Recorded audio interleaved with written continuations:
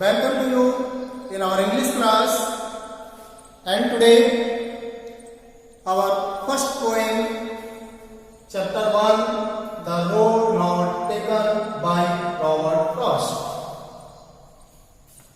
In this poem, we will study what Robert Frost want to say to us. Robert Frost हमसे क्या कहना चाहते हैं through this poem, The Road Not Taken. And in this poem, he has given two choices in life. After reading the poem, we will come to know. हम इसके बारे में जान लेंगे ये पोएम है क्या। ये है दो रास्ते। एक रोड है, फॉर एग्जाम्पल ये कोई ऐसा रोड है, ये जा रहा है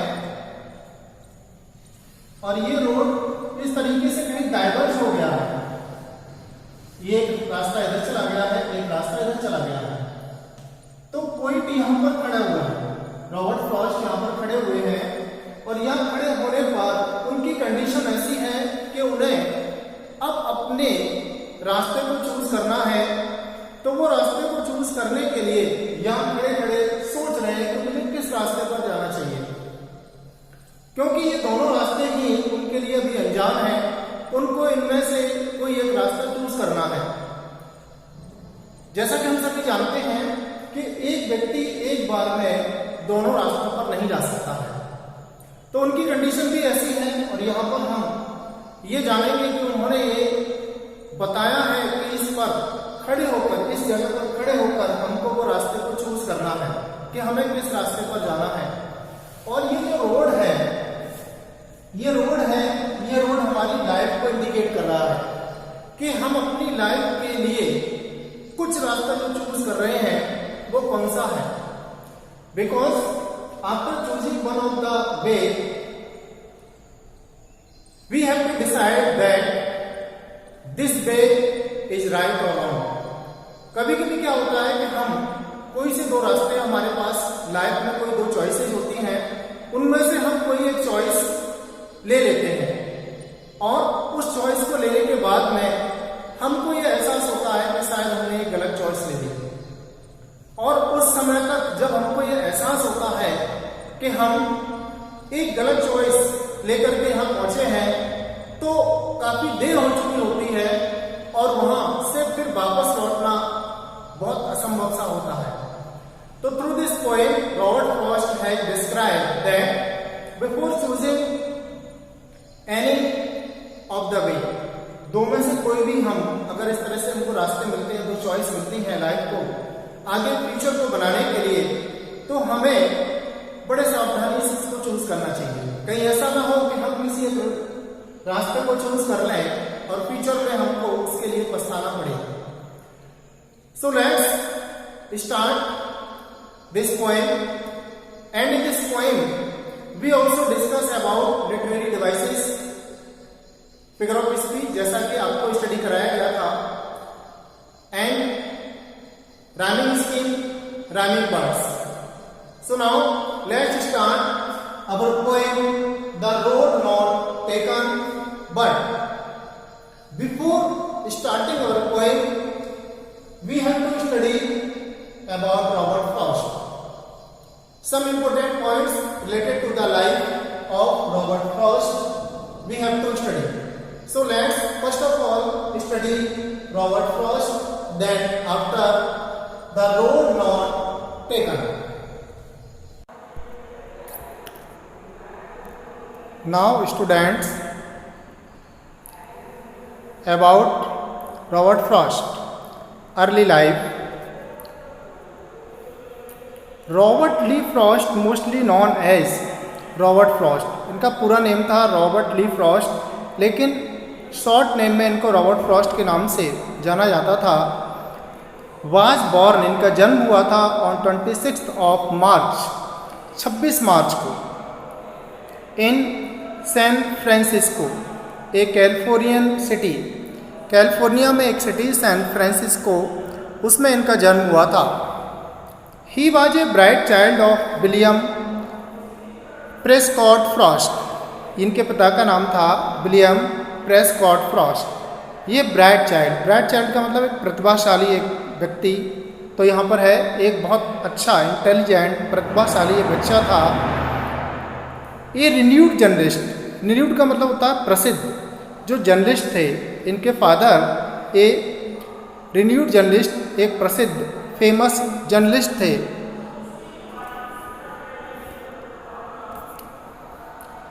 while his mother Isabelle Moodie, जबकि इनकी माँ Isabelle Moodie was a Scottish immigrant, Scottish में रहने वाली अप्रवासी महिला थी। His father worked as a teacher for many years, इनके पिता ने एक टीचर के रूप में कई वर्षों तक कार्य किया। Roberts father was also an unsuccessful candidate for a city tax collector. City tax collector के लिए उन्होंने अनसक्सेसफुल कैंडिडेट, मतलब यहाँ पर वो एक सफल कैंडिडेट नहीं बन पाए, असफल रहे, तो वहाँ पर भी इन्होंने काम किया।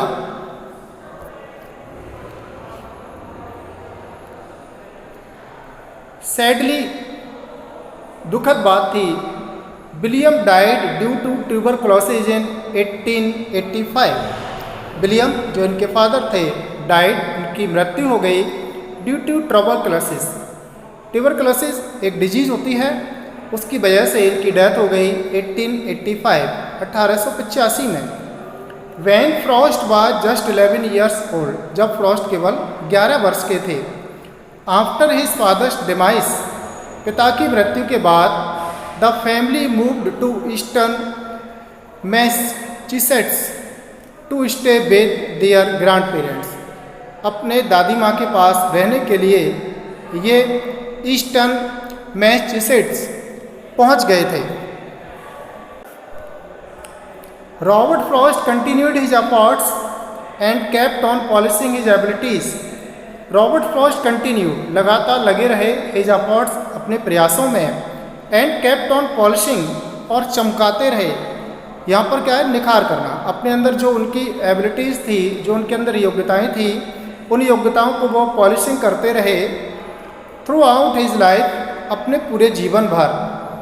हिज अनटायरिंग एफर्ट्स, उनका कभी न थकने वाला प्रयास, एंड मैजिकल पेन, और उनका एक जादुई पेन, क्योंकि रॉबर्ट फ्रॉस्ट एक राइटर के रूप में है, पोइट के रूप में, तो उन्होंने जो लिखा वो उनका जादुई जो पेन है, won matchless popularity for him, बहुत ज़्यादा उनके लिए एक पॉपुलरिटी लेकर के आया, क्योंकि जो पेन से उन्होंने लिखा उस पेन से उनको बहुत सारी प्रसिद्धि मिली। आफ्टर पासिंग ए राइप कैरियर, एक अच्छा कैरियर गुजारने के बाद, this iconic figure ब्रीथेड his last on 29th of January 1963। This iconic का मतलब होता है दूसरे लोगों की एक मूर्ति, पहचान, दूसरे लोगों में अच्छी पहचान बना चुके। रॉबर्ट फ्रॉस्ट ने ब्रीथेड सांस ली हिज लास्ट अंतिम on 29th of January 1963 at Peter Bent Brigham hospital. Peter Brigham hospital में उन्होंने अंतिम सांस 29 जनवरी 1963 को ली।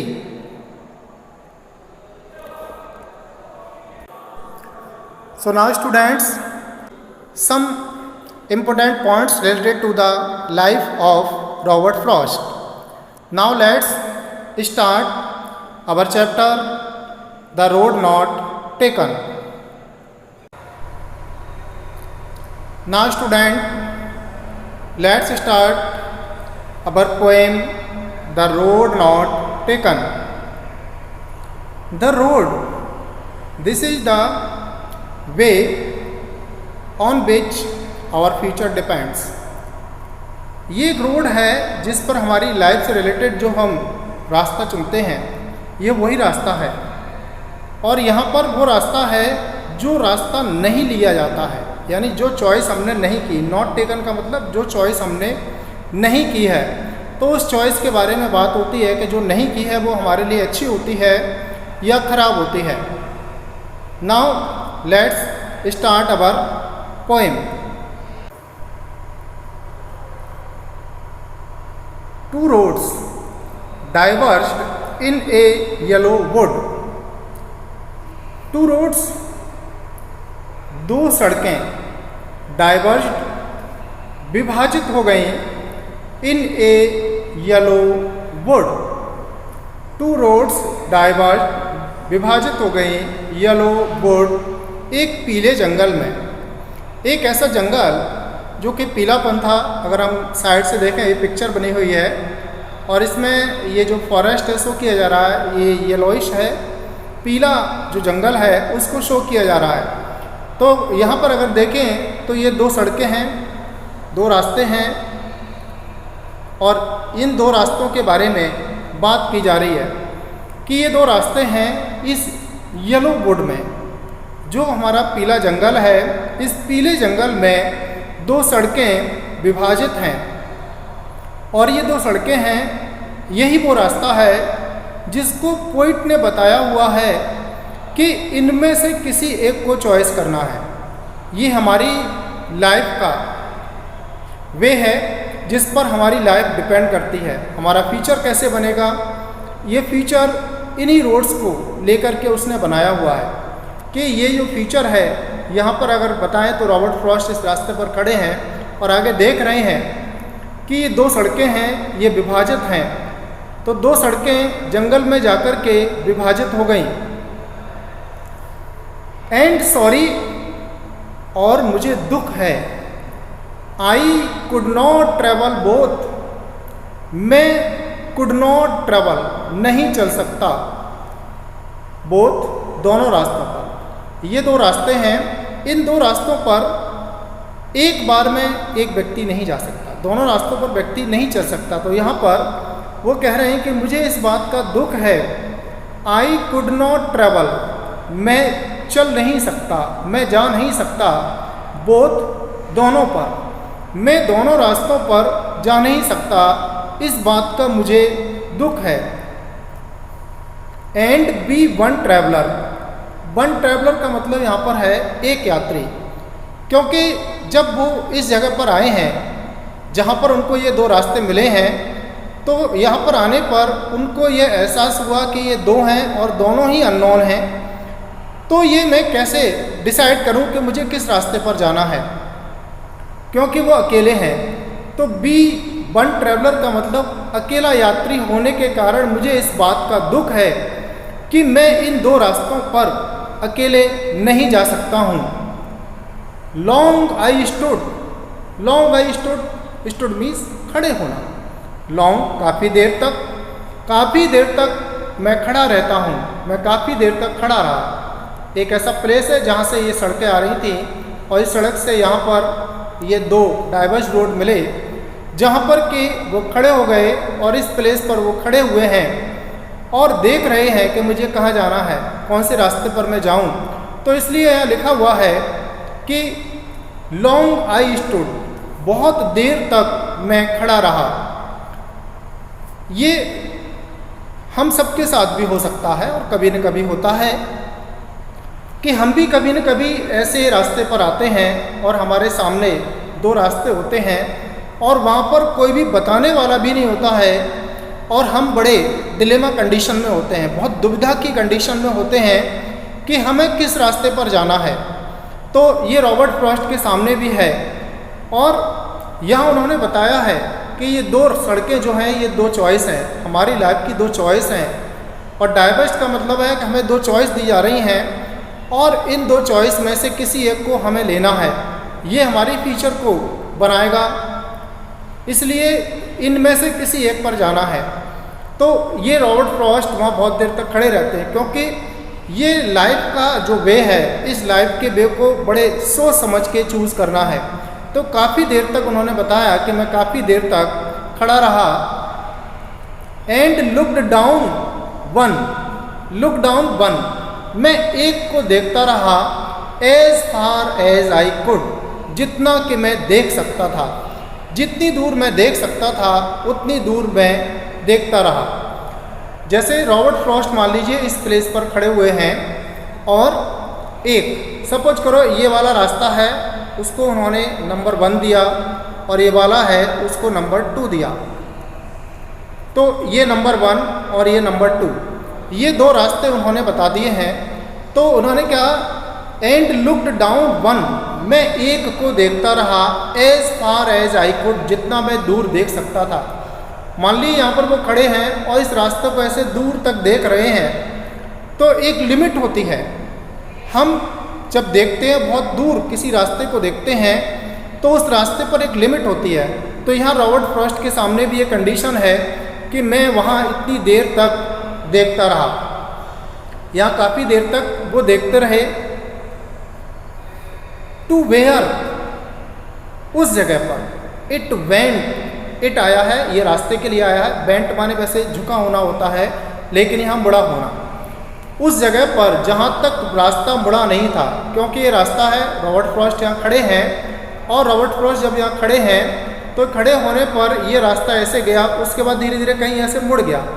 तो अगर हम देखेंगे तो हमारी आई साइड होगी वो सीधी दिखती है तिरछी नहीं हो सकती है क्योंकि रास्ता इस तरीके से यहाँ मुड़ गया है तो वो इधर नहीं देख पा रहे। तो इसलिए लिखा हुआ है एंड लुक्ड डाउन 1 और मैं एक को देखता रहा as far as I could जितना कि मैं दूर देख सकता था। To where it went in undergrowth undergrowth का मतलब अंदर पूरे रास्ते में जो हरा भरा वो जंगल था उस जंगल में जो ये घना जंगल था उस जंगल में मैं उतनी देर तक उतनी दूर तक देखता रहा जहाँ तक कि मैं देख सकता था।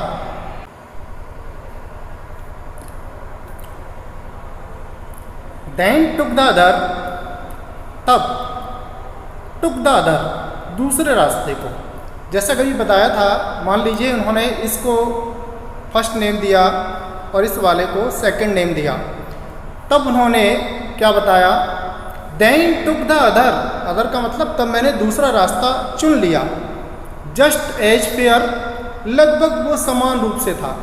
मतलब यहाँ उन्होंने चॉइस बताई है कि ये जो पहला रास्ता है और ये दूसरा रास्ता है बिल्कुल उतना ही समान रूप से था इक्वल था मेरे लिए जाने के लिए। तो मैंने दूसरे वाले को चॉइस कर लिया। And having perhaps the better claim और शायद बेटर क्लेम उनको लगा कि इस पर जाना क्लेम माने वैसे दावा करना होता है यहाँ पर है बहुत स्ट्रॉन्ग थिंकिंग। तो उन्होंने सोचा कि ये इस पर जाऊंगा तो मेरे लिए अच्छा रहेगा क्योंकि जब 2 चॉइस होती हैं और लगभग दोनों एक सी होती हैं तो हम लोग भी ऐसा करते हैं कि दोनों में से किसी एक चॉइस को लेते हैं ये मान करके कि इसमें से ये बेटर है। तो रॉबर्ट फ्रॉस्ट ने भी ऐसा ही किया टुक द अदर और दूसरे रास्ते को चूज़ कर लिया ये सोचकर कि इस पे जाना मेरे लिए अच्छा रहेगा कंपैरिजन दिस। तो उन्होंने इसको चॉइस किया और वो चल दिए। बिकॉज इट वाज ग्रासी क्योंकि ये घास युक्त था। ग्रासी का मतलब है इस पर घास लगी हुई थी।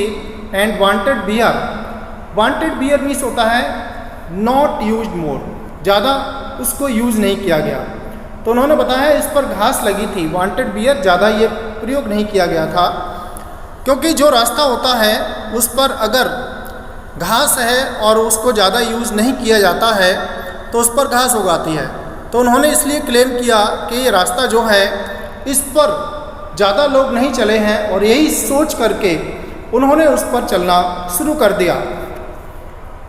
दो as for that the passing there यद्यपि दो मीन्स यद्यपि as for the passing there वहाँ से अगर पासिंग की बात करें जाने की बात करें जो रास्ता उन्होंने चूज़ किया है उसके लिए अगर पास करने की बात करें जो चूज़ किया had born them really about the same.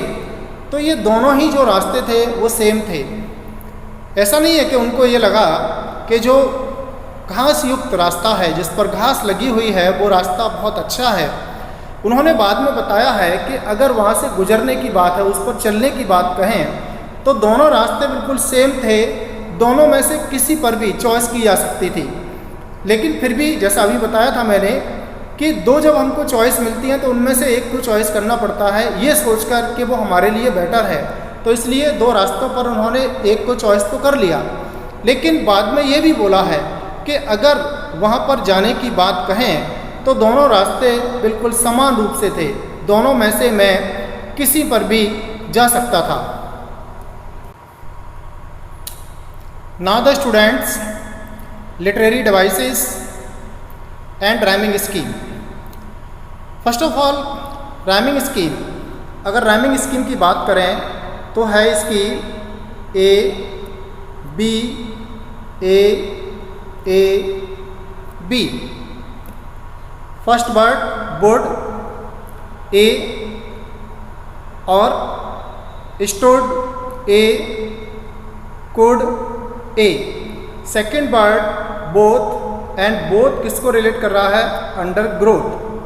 तो देखेंगे तो ए बी ए बी। तो this is the rhyming scheme of this poem in these lines.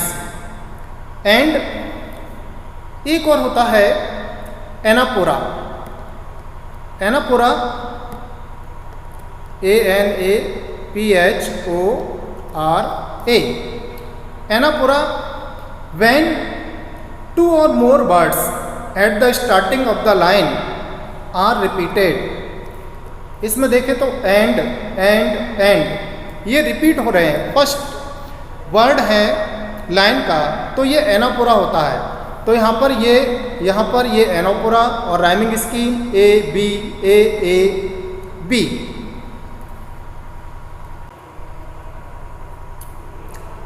Now second stanza, the literary devices. First of all, rhyming scheme same, A B B। A fair. अब fair का ए part कौन सा है, relate किसको कर रहा है? We are and they are. तो fair we are they are, ये हो गया A. Now next claim bays same, ये हो गया बी। तो राइमिंग स्कीम हो गई A B. And some other related devices, it is alliteration.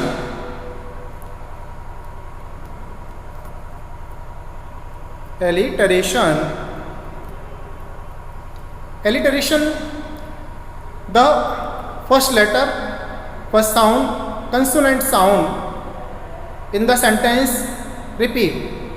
जैसे अगर हम देखेंगे तो wanted में W and wear में W, this word is consonant and W sound is repeat, so it is alliteration। Next अगर देखेंगे तो दो, TH एंड द, तो ये जो है इसमें TH करके ये रिपीट हो रहा है, तो ये एलिटरेशन होता है।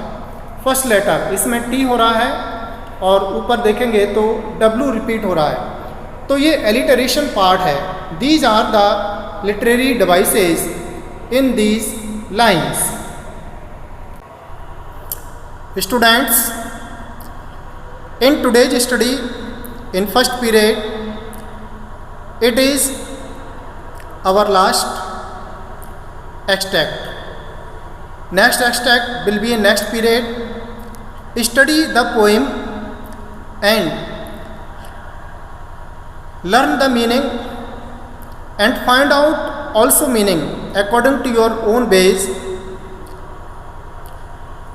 And after that, if you find any problem, you can call me. Thank you.